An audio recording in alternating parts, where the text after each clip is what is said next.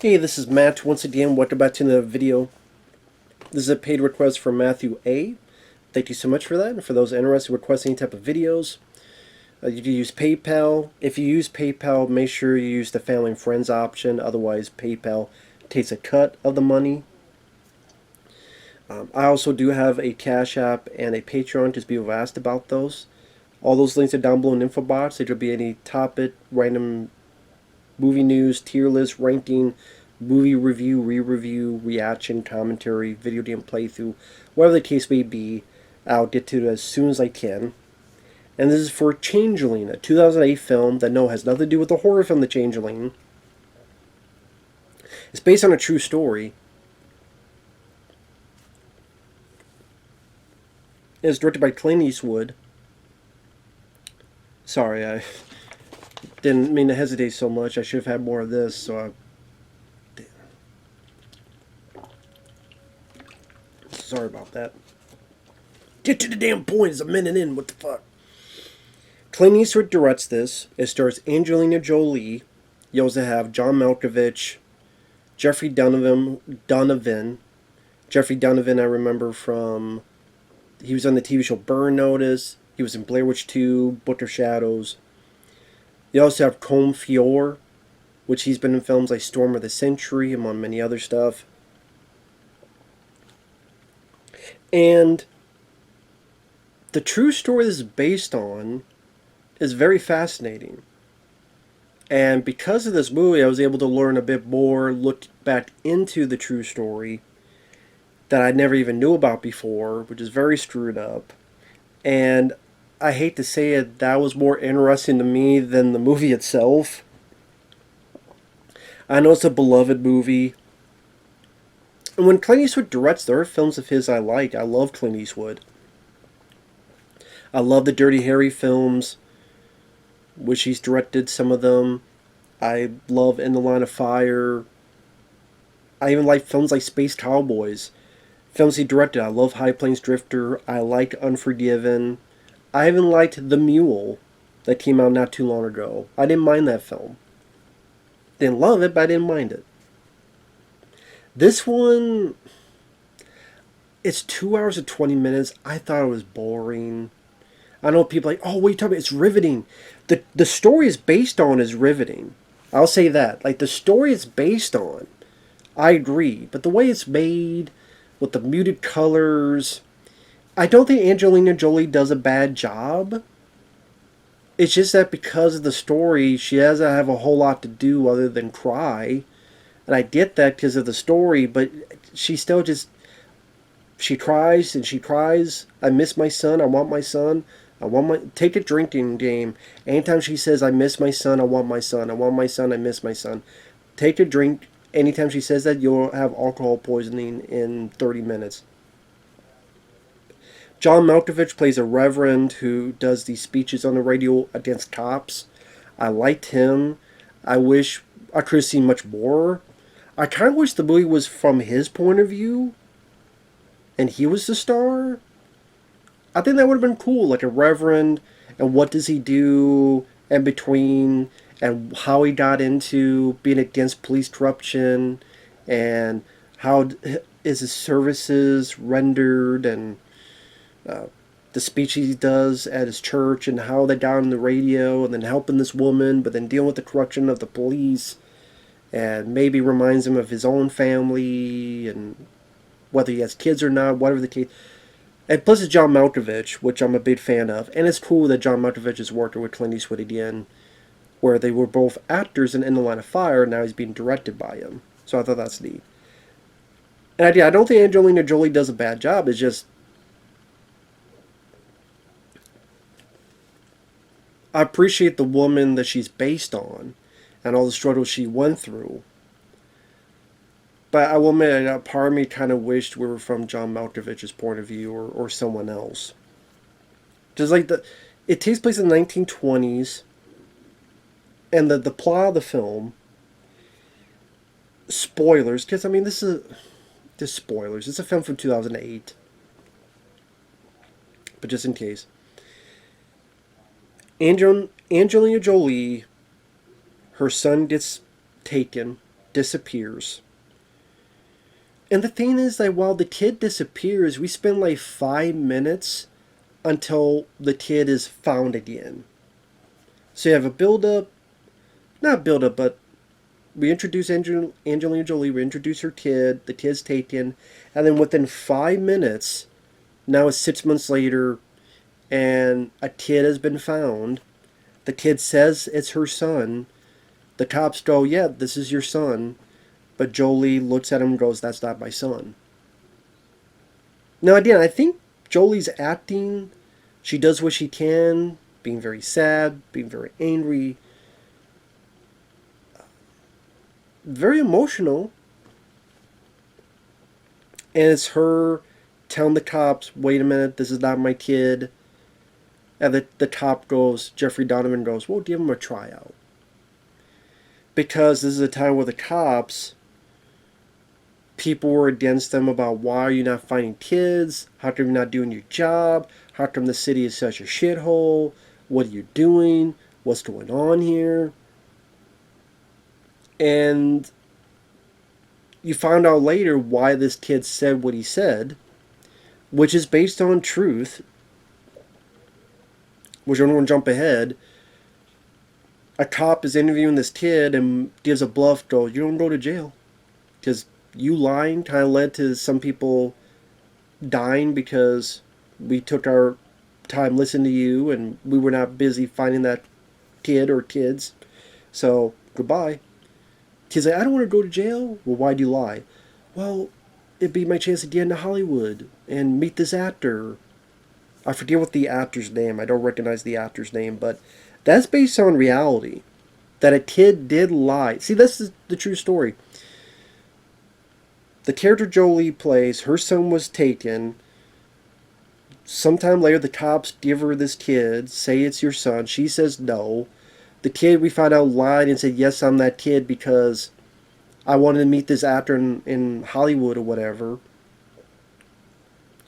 The mom was a parent, no, this is not my kid. So the cops go, listen, you need to calm down. Listen, you're pushing it, lady. Okay, you know what? Without a warrant, you're going to the psych ward. Put her in the psych ward. And then when they listen to another, they find out, wait a minute, this is not the kid. You put this woman in the psych ward improperly, pretty much illegally.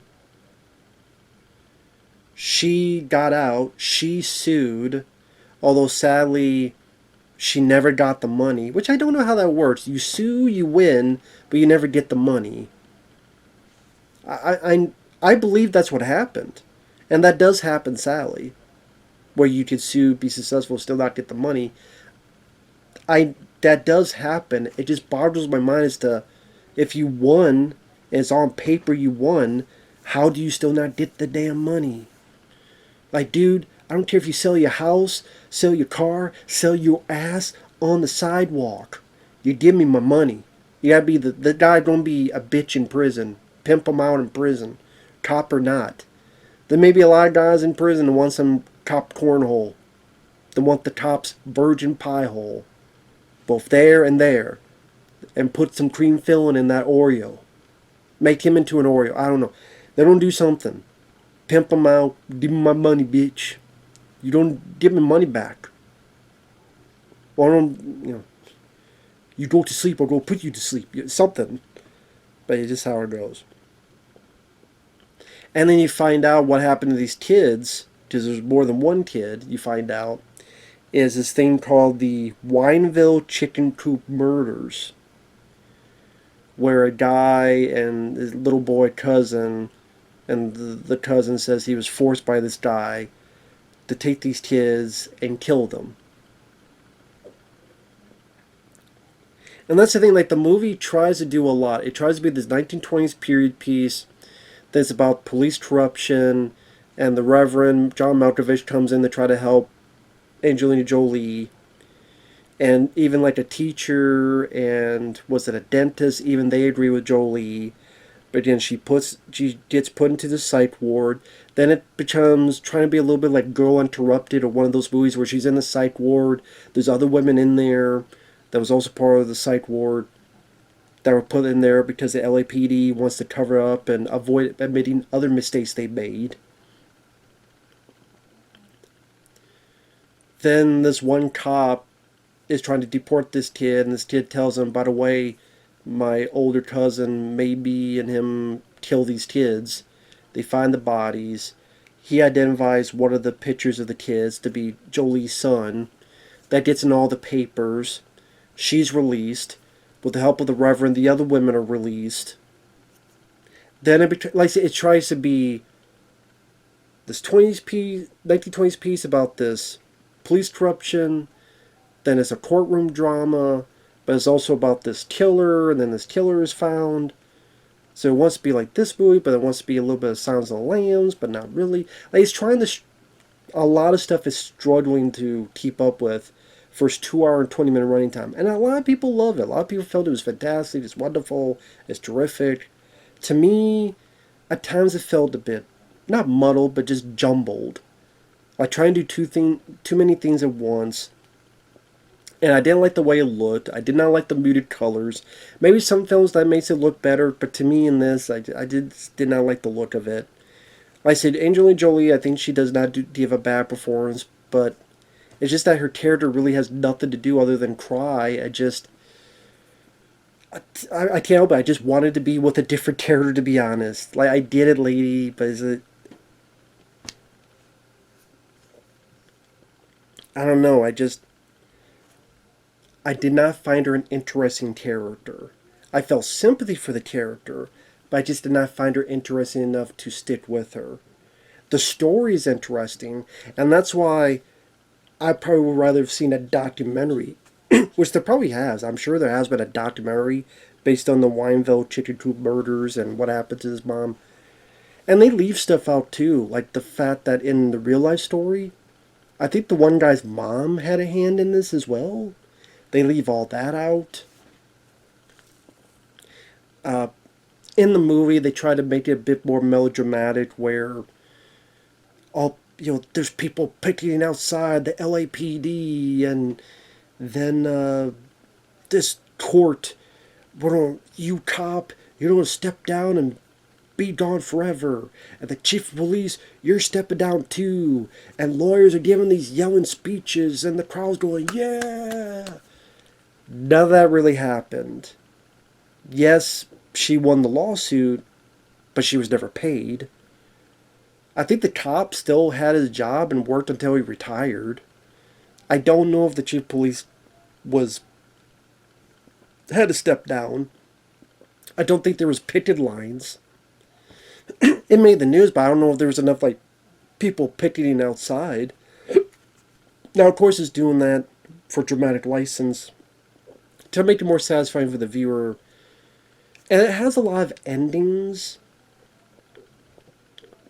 So there's an ending with, okay, we found the killer and he gets hung. And then the police they step down. Then you have an ending where, well, let me think. Well, no, there's the ending where they caught the killer and the cops are going to step down. But then it keeps going. Now it's sometime later, 2 years later, and then the guy says, I'm going to tell you whether I killed your son or not. I changed my mind. She gets pissed, and they hang the guy. Then that's another ending. Oh, but then wait a minute. Now this one kid, which I don't think this happened in real life, but they added in the movie, this one kid was found, and he said that Jolie's kid helped him escape.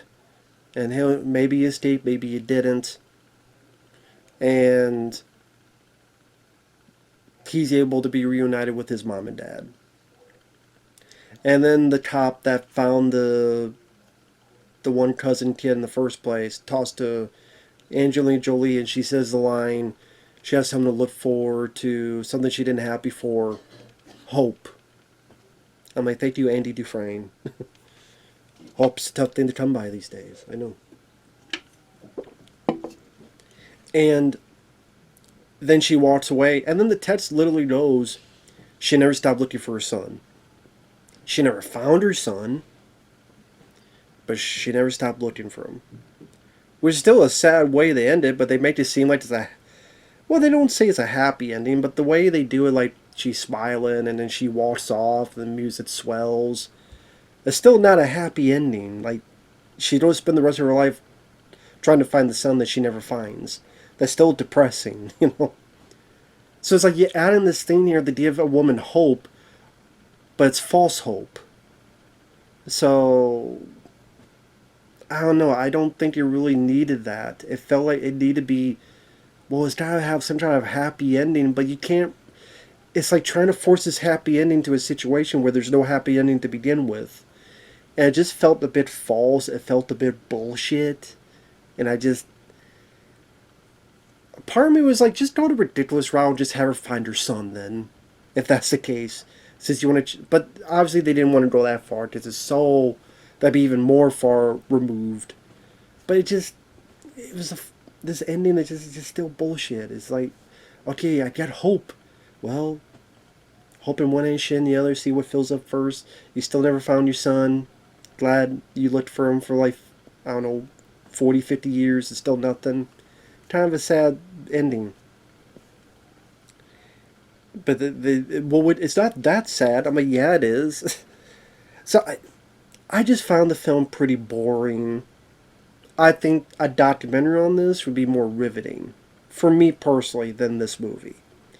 So I give credit to the actors, like Russell Crowe. I didn't mind, I forget the actor's name, who plays the cop. He really comes in like halfway in the film. Because really it's like an hour into the film is when the cop finds the kid he's going to deport, and the kid spills the beans. And that I thought was the best scene in the movie. I know people don't like the kid actor in the scene. He didn't bother me. I thought for a kid, he gotta try to, okay kid, you gotta act like you're traumatized and you're sorrowful, guilt-ridden individual, that you gotta relay this story to this cop about this older cousin making you work with him, otherwise he's gonna kill you, to get these kids. And there's a scene where the kids are screaming and there's a guy with an axe and chopping down, and like the way it's done without being grindhouse, without being what's the word I'm thinking of? It's not being grisly or gory over the top, or God, there's another word I'm thinking of and now I can't remember it. Like grindhouse, but that's not what I'm thinking of.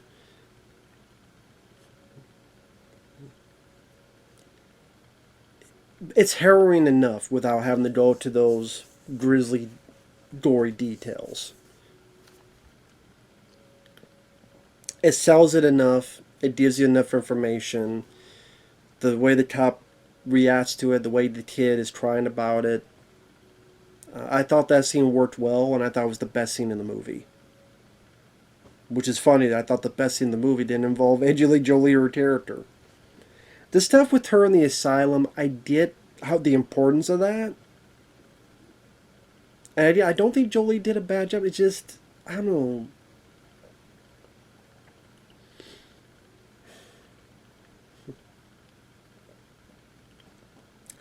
To be honest, I don't have a good reason as to why it didn't work for me. It just didn't. I don't know. I'm kind of like, I don't know what it is. I can't put into words worth of shit. But yeah, I thought the running time was a bit lengthy. There are parts of it that I did find pretty boring. There's not a lot of subtlety to the film. Subtlety is definitely not on this film's bingo card. If people love it, that's fine. I do understand it, because the story is based on is a very interesting story, and that's the praise I would give it. Is me now, thanks to Matthew A, not only for the generous paid request, but for letting me know about the real life story behind this, that I find fascinating, that I find very interesting. The film itself, maybe it's Clint Eastwood calling me. Sorry, dude. I love you, man. I love you, Clint. Just not for this movie. But a lot of people love it, so You're in Colorado, Clint? Hey, just enjoy the Rockies, man. Don't worry about me. But yeah, like I said, if people enjoy it, that's fine. If people love it, that's fine. It's just not for me. Just not for me. I'm not going to sit here and say it's awful or anything. Just not if I might ever watch it again. So I respect what it was trying to do, like I said. But, eh.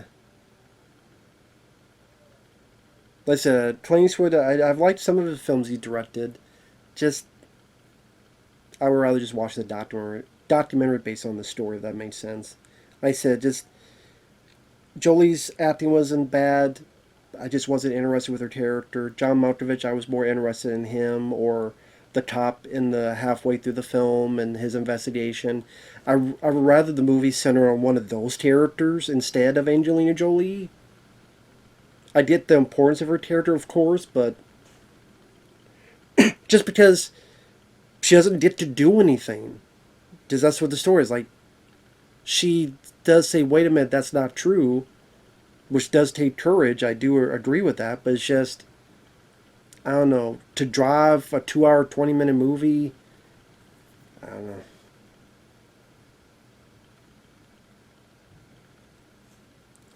I just, there are a lot of times I kind of it felt like a chore to sit through the film.